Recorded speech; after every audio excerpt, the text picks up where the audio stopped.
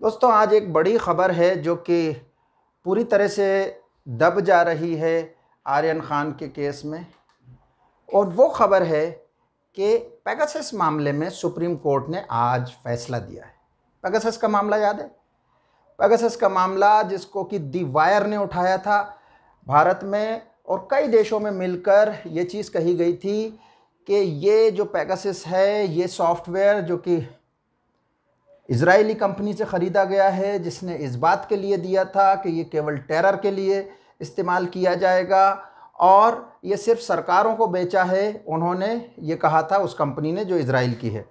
अभी हम उस सब डिटेल में नहीं जा रहे हैं, अभी फैसले पे बात करते हैं। तो ये फैसला भारत में हुआ ये कि सरकार ने पूरे टाइम, अगर आपने ध्यान दिया होगा, ये मंत्री आए वो मंत्री आए, हमें ये अधिकार है वो अधिकार है, मगर किसी ने ये नहीं कहा कि भाई भारत सरकार ने क्या ये ख़रीदा है सॉफ्टवेयर। किसी का कहीं पक्ष नहीं था। तो ये जितने भी लोग लिखते पढ़ते हैं उन्होंने ये बात बार बार कही थी कि सरकार इसमें स्पष्ट कर ही नहीं रही है, गोलमोल से आंसर्स दे रहे हैं, मामला किसी का है।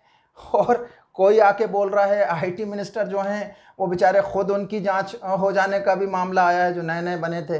खैर, गरज ये कि आज 27 तारीख को सुप्रीम कोर्ट ने इस पर फैसला दिया है। एक तरह का फैसला ही आप उसको कह सकते हैं। और उसकी जो मुख्य बातें ये हैं कि आप इसको देख पाएंगे यहाँ पर जो केस है, और उसकी मुख्य मुख्य बातों को भी देख पाएंगे कि उसमें क्या ख़ास बातें थी जिनको कि आप पूरा केस भी स्क्रॉल होता हुआ देखेंगे।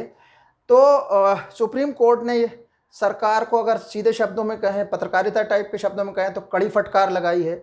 सरकार को ये बात कही है कि आपको ये हक़ नहीं है कि लोगों की प्राइवेसी में आप इस तरह से दखल दें। आपको ये हक़ नहीं है कि आप पत्रकारों की इस तरह से निगरानी करें कि वो किधर से सूचना पाते हैं, कैसे पाते हैं, ये आपको अधिकार नहीं है। सुप्रीम कोर्ट ने ये भी बात पे टिप्पणी की कि शुरू में हमने इसको ये माना था कि सिर्फ अखबारों में ये कटिंग आ रही है, न्यूज़ में कवरेज आ रहा है, पर जब हमारे पास लोगों ने याचिका लगाना शुरू करी तो फिर हमने इस केस को लिया। हमने केंद्र सरकार को पर्याप्त से ज़्यादा समय दिया, मगर केंद्र सरकार ने जो हलफनामा दिया वो आधा अधूरा दिया, अधकचरा दिया। ये मैं बोल रहा हूँ, आधा अधूरा दिया, और उसमें स्पष्टता नहीं थी। ये मामला होते हुए अब उन्होंने 3 सदस्यीय एक कमेटी बना दी है।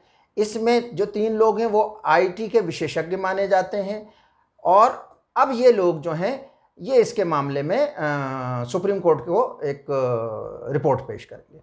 तो सरकार की ज़बरदस्त खिंचाई हुई है। सरकार अपने आप को जिस तरह से ये मान रही थी कि वो सब चीज़ों से ऊपर है, ये उस पर एक कुठाराघात है। कोर्ट की तरफ से पिछले दिनों में टर्न अराउंड दिखाई दे रहा है, कहीं पर भी हो मामला। अभी उत्तर प्रदेश सरकार को लखीमपुर खीरी केस में भी सुप्रीम कोर्ट ने खरी खरी सुनाई। तो ये परिस्थितियां ये बताती हैं कि भारत सरकार बिल्कुल मदमस्त हाथी की तरह हो गई है, और वो ध्यान नहीं दे पा रहे हैं। ये लॉन्ग रन में देश के लिए, भारतीय जनता पार्टी खुद के लिए और भारत के नागरिकों के लिए अच्छी चीज़ नहीं है। अब हम जो बात कह रहे हैं, अब उस पर आप ध्यान दीजिए। ये पेगासस का मामले को आपने अगर ध्यान से देखा हो तो ऐसे मामले को, इतना गंभीर मामले को दुनिया के हर देश ने गंभीरता से लिया। खुद इजराइल ने स्क्रूटनी करवा ली, फ्रांस ने स्क्रूटनी कराई, ढेर देश थे जिन्होंने अपने यहाँ इसके लिए जांच करवाई कि भाई क्या है मामला। उनकी जांच की रिपोर्ट्स आ रही हैं, वो अपने अपने देश अपने अपने हिसाब से फैसले ले रहे हैं। भारत सरकार तो इस तरह से थी, वो ये समझ रही थी कि जैसे कोई घरेलू मसले होते हैं, मॉब लिंचिंग का है या कोई दिल्ली राइट्स का है, उस तरह से मामला ले रही थी, और बिल्कुल निश्चिंत कि भाई ठीक है, हम जो कर रहे हैं सब ठीक है। पर इसमें सिविल लिबर्टी का मामला है, लोगों की स्वतंत्रता का मामला है, और हाई कोर्ट और सुप्रीम कोर्ट में सबसे ज़्यादा बल जो दिया जाता है वो उन संवैधानिक अधिकारों को दिया जाता है जिनका की हनन किसी भी नागरिक के साथ नहीं हो सकता। भारत का नागरिक होने के नाते भारतीय संविधान ने उन्हें वो अधिकार देने का एक हिसाब से वचन दिया है, और उस वचन के निभाने की जिम्मेदारी यूं तो सरकार पे भी है, विशेष रूप से केंद्र सरकार पे, पर उसकी वचनबद्धता सुनिश्चित करने का काम जो है वो सुप्रीम कोर्ट का है। तो सुप्रीम कोर्ट अपना क्या कहना चाहिए, अपनी जिम्मेदारी निभा रहा है। और इस केस में एक दो कुछ चीज़ें और ध्यान देने की ज़रूरत है कि जब कोर्ट संतुष्ट नहीं हुआ इनके सरकार के पक्ष से, तो एक जांच कमेटी टाइप बनाने की बात हुई, तो केंद्र सरकार दौड़ी दौड़ी आई, बोले हम बना देते हैं, हम बनाते हैं, क्या कमेटी बनाना है।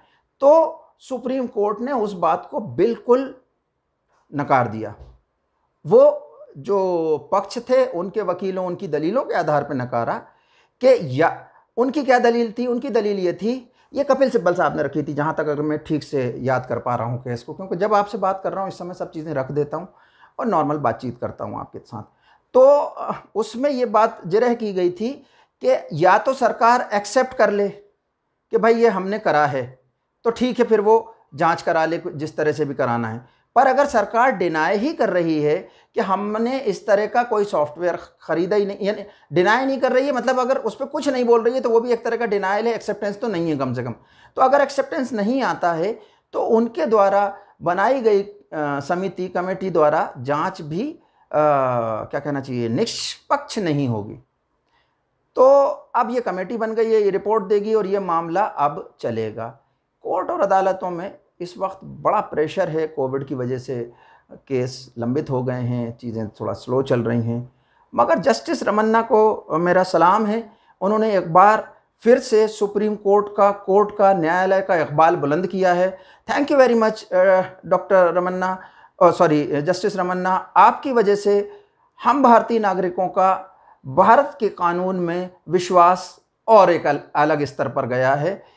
इसी तरह से आपके फैसले न्यायपरक आते रहेंगे तो हम लोगों को स्वतंत्रता फील होगी।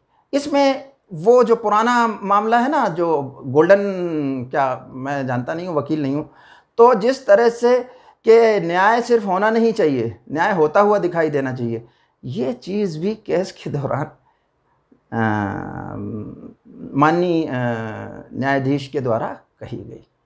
So thank you very much. ये आपके सामने इसलिए लाए थे कि ये आर्यन खान के केस का जो मामला है, जिसमें मुकुल रोहतगी, आपने अमित देसाई साहब और मान शिंदे साहब, ये अभी हाई कोर्ट में दलीलें दे रहे हैं, बड़ी मजबूत दलील दे रहे हैं। वो इसको अवैध बता रहे हैं, गिरफ्तारी को कोई केस ही नहीं बता रहे हैं।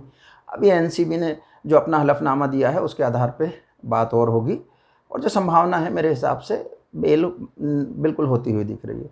और केस तो ये फिर जब चलेगा बेल होने के बाद, तो ये केस ठहरेगा नहीं, ये मेरे वर्ड्स आप याद रखिएगा। तो ये है, मगर ये इसमें पेगासस का मामला मीडिया के द्वारा दबाया हुआ जाता दिखा, तो मुझे लगा इसमें लेके आना चाहिए। हमारी बात बहुत दूर तक नहीं पहुंचती है, मगर दर्ज